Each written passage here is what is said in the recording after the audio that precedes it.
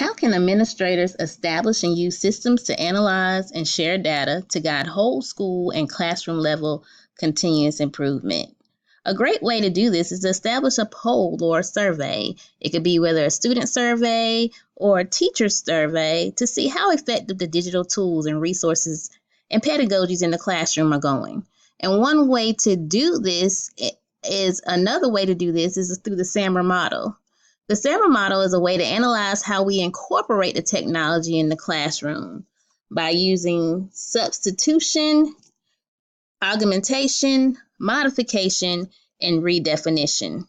It's like a ladder where the substitution and augmentation are ways that we can enhance our learning, and the modification and redefinition is the way to transform the technology so that we can see how we're analyzing, evaluating, and creating all the higher level of blooms.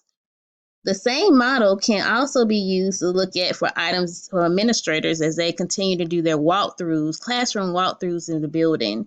They can incorporate this into a Google walkthrough form and may be used as a discussion piece to guide the whole school and classroom level for continuous improvement.